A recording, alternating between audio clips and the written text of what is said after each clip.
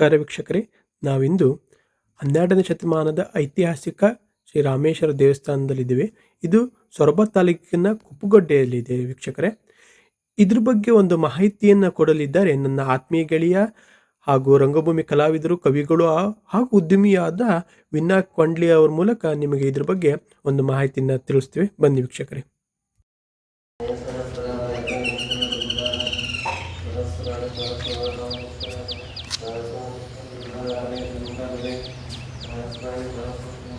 ಆತ್ಮೀಯ ನನ್ನೆಲ್ಲ ವೀಕ್ಷಕರಿಗೆ ಮಲೆನಾಡು ಮೀಡಿಯಾ ಚಾನಲ್ ಪರವಾಗಿ ನಿಮಗೆ ಸ್ವಾಗತ, ಸುಸ್ವಾಗತ. ಇಂದು ನಾವು ಒಂದು ಚಿಕ್ಕ ಇತಿಹಾಸವನ್ನು ತಿಳಿಸಲಿಕ್ಕೆ ನಾವಿಲ್ಲಿಗೆ ಬಂದಿದ್ದೀವಿ. ನಾವಿಂದು ಮಲೆನಾಡಿನ ಹೆಬ್ಬಾಗಿಲು ಶಿವಮೊಗ್ಗ ಜಿಲ್ಲೆಯಲ್ಲಿದ್ದೀವಿ.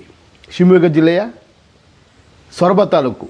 ಸೊರಬ ತಾಲೂಕು ಅಂದ ಕೂಡಲೇ ತಟ್ಟ ನೆನಪಾಗೋದು ಕರ್ನಾಟಕ ಕಂಡ ವರ್ಣರಂಜಿತ ರಾಜಕಾರಣಿ, ಬಡವರ ಬಂಧು, ದೀನದಲಿತರ ನಾಯಕ, ಕರ್ನಾಟಕ ರಾಜ್ಯಕ್ಕೆ ಅಕ್ಷಯ, ಆರಾಧನಾ, ಗ್ರಾಮೀಣ ಕೃಪಂಕ, ಹೀಗೆ 10 ಹಲವು ಯೋಜನೆಗಳನ್ನು ನೀಡಿ ಇಡೀ ದೇಶದಲ್ಲಿ ಜನಮಾನಸದಲ್ಲಿ ಉಳಿದಂತಹ ಒಬ್ಬ ಪ್ರಮುಖ ನಾಯಕ ಎಸ್ ಬಂಗಾರಪ್ಪನವರ ತವರು ನಾಡು ಸೊರಬ.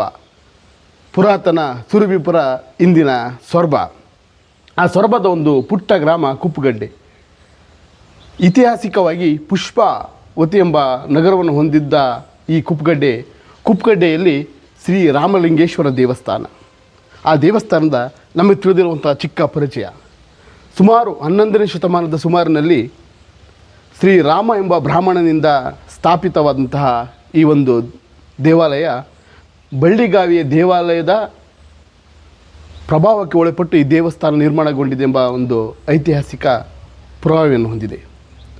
ನೋಡಿ, ಅತ್ಯಂತ ಸುಂದರವಾದ ಶಿಲ್ಪಕಲೆಗಳು, ನಮ್ಮ ನೀವು ದೇಶದಾದ್ಯಂತ ಐಹೊಳೆ ಪಟ್ಟದಕಲ್ಲುಗಳು ಅನ್ನು ನಾಚಿಸುವಂತಹ ಒಂದು ಶಿಲ್ಪಕಲೆಯನ್ನು ಕಾಣಬಹುದು. ನಾವು ದೂರದ ಅಜಂತ ಎಲ್ಲೋರಗಳನ್ನು ಏನು ಹೋಲಿಸ್ತೀವೋ ದೇಶದಲ್ಲಿ, ಅದನ್ನು ಮೀರಿಸುವಂತಹ ಕೆತ್ತನೆಗಳನ್ನು ನಾವು ಈ ಒಂದು ಪುಷ್ಪಾವತಿ ನಗರ ಏನು ಕುಪ್ಪುಗಡ್ಡೆಯಲ್ಲಿ ಕಾಣ್ಬೋದಾಗಿದೆ.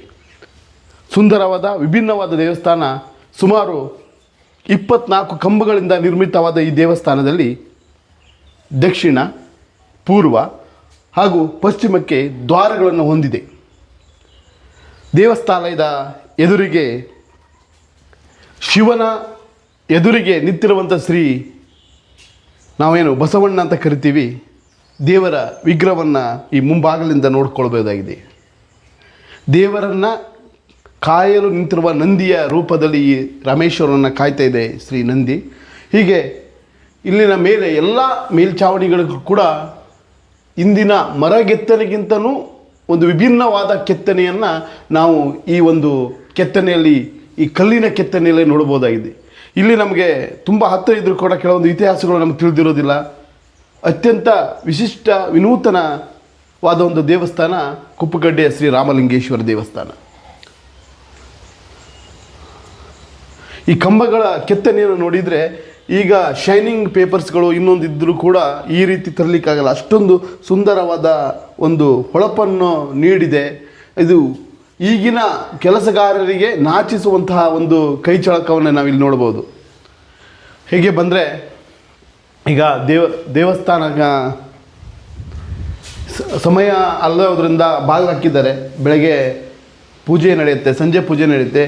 ದೇವರ ಮುಂಬಾಗಿಲಲ್ಲಿ ಶ್ರೀ ಗಣಪತಿಯ ವಿಗ್ರಹವಿದೆ, ಹಾಗೆ ಶ್ರೀ ಭದ್ರಕಾಳಿಯ ವಿಗ್ರಹವಿದೆ.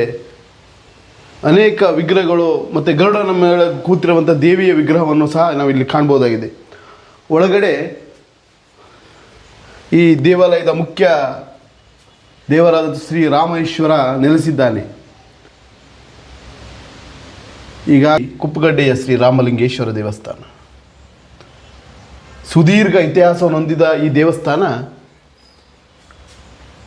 ಇಂದು ಪುರಾತತ್ವ ಇಲಾಖೆಯ ಸುಪರ್ದಿಗೆ ಇದ್ದು, ಈ ಪಕ್ಕದಲ್ಲಿ ಕೂರ್ಲಿಕ್ಕೆ ನಾವೇನು ಈಗ ಮಂಚ, ಟೇಬಲ್ ಥರ ಮಾಡ್ತೀವಿ, ಕಲ್ಲಿನಿಂದಲೇ ಭಕ್ತಾದಿಗಳು ಬಂದರೆ ಕೂರ್ಲಿಕ್ಕೆ ಆಸನದ ವ್ಯವಸ್ಥೆಯನ್ನು ಕೂಡ ಇವರು ಇಲ್ಲಿ ಆ 2 ಭಾಗಗಳಲ್ಲಿ ಕೂಡ ಮಾಡಿದ್ದಾರೆ. ಈ ದೇವಾಲಯದಿಂದ ಹೊರಗೆ ಬರ್ತಾ ಇದ್ದಾಗ ಎಲ್ಲವೂ ಕೂಡ ಇಲ್ಲಿ ಇರುವ ಎಲ್ಲ ವಸ್ತುಗಳು ಕೂಡ ಕಲ್ಲಿನಿಂದಲೇ ಕೂಡಿರೋದು. ಇಲ್ಲಿ ಯಾವುದೇ ಬೇರೆ ವಸ್ತುಗಳು ಈ ಏನು ಇಲ್ಲಿ 99% ಕಲ್ಲಿನಿಂದನೇ ಕೂಡಿದೆ. ಯಾವುದು ಸಹ ಈ ಒಂದು ಮೇಲ್ಛಾವಣಿ ಇರ್ಬೋದು, ಕೆಳ ಛಾವಣಿಗಳು ಇರ್ಬೋದು, ಇದು ಸಹ ಇಲ್ಲಿ ಕಲ್ಲಿನಿಂದಲೇ ಕೂಡಿದೆ. ಈ ದೇವಾಲಯಕ್ಕೆ ಪೂಜೆಗೆ ಬೇಕಾದ ನೀರನ್ನು ಇಲ್ಲಿ ಒಂದು ಮೊದಲು ಪುರಾತನ ಕಾಲದಲ್ಲಿ ಈ ಒಂದು ಕೆರೆ ಒಂದೇ ಕೆರೆಯಾಗಿತ್ತು ದೊಡ್ಡದಾಗಿ. ಇಲ್ಲಿಂದ ನೋಡಿ, ಪುರಾತನ ಕಾಲದಲ್ಲಿ ಈ ಒಂದು ಕೆರೆ, ಈಗ ಇಲ್ಲಿ 2 ಕೆರೆಗಳು ಕಾಣ್ತಾ ಇದ್ದಾವೆ, 2 ಕೆರೆಗಳು ಕಾಣ್ತಾ ಇದ್ದಾವೆ. ಇದು ಪುರಾತನ ಕಾಲದಲ್ಲಿ ಒಂದೇ ಕೆರೆಯಾಗಿತ್ತು.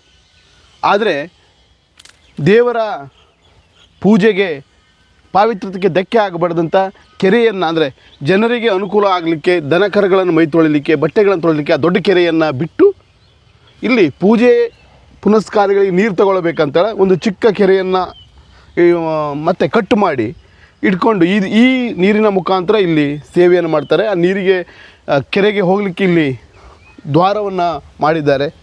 ನೋಡಿ, ಪೂಜಾ ಕೈಗೊಳ್ಳಲಿಕ್ಕೆ ಹೋಗಲಿಕ್ಕೆ ಬರಲಿಕ್ಕೆ ಇಲ್ಲಿ ಕೆರೆಗೆ ಹೋಗಲಿಕ್ಕೆ ಒಂದು ವ್ಯವಸ್ಥೆಯನ್ನು ಮಾಡಿದ್ದಾರೆ. ಪ್ರವಾಸಿಗರು, ಭಕ್ತಾದಿಗಳು ಬಂದರೆ ಅತ್ಯುತ್ತಮವಾದ ಒಂದು ಸ್ಥಳ ಈ ಕುಪ್ಪಗಡ್ಡೆ.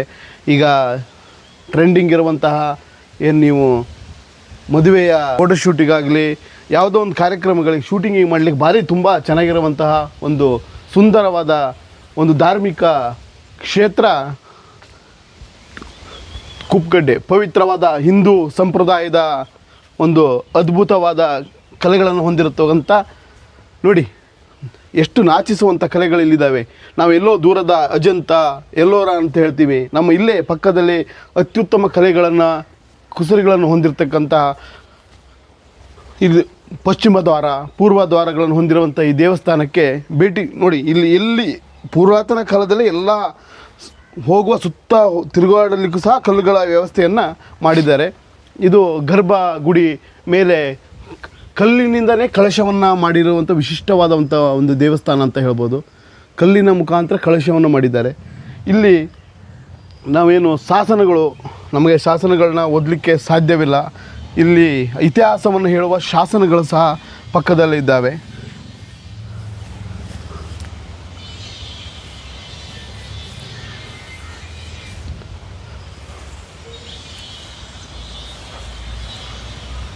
ಭಗ್ನಗೊಂಡ ಮೂರ್ತಿಗಳನ್ನು ತಂದು ಇಲ್ಲಿ ಇರಿಸಿದ್ದಾರೆ.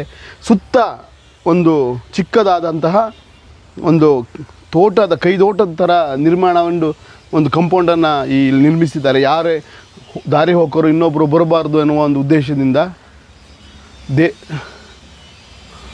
ಹಾಗೆ ಈ ಒಂದು ದೇವರಿಗೆ ನಾವೇನು ದೇವರಿಗೆ ನೈವೇದ್ಯ ಮಾಡಿದಂಥ ಎಲ್ಲ ಒಂದು ತೀರ್ಥ ಪ್ರಸಾದಗಳು ಇಲ್ಲಿ ಬಂದು ಇಲ್ಲಿ ಬಿದ್ದು ಇದರ ಮುಖಾಂತರ ಒಳಗಡೆಯಿಂದ ಆ ಕಡೆ ಹೋಗೋಂಥ ವ್ಯವಸ್ಥೆಯನ್ನು ಮಾಡಿದ್ದಾರೆ. ಇದು ಇಲ್ಲಿ ಒಂದು ನಾಮಫಲಕವನ್ನು ಹಾಕಿದ್ದಾರೆ ನೋಡಿ. ಕುಪ್ಪಗಡ್ಡೆ ಪ್ರಾಚೀನ ಪುರಾತನ ಪುಷ್ಪಾವತಿ ನಗರ ಅಂತ ಇಲ್ಲಿ ಬರೆದಿದ್ದಾರೆ.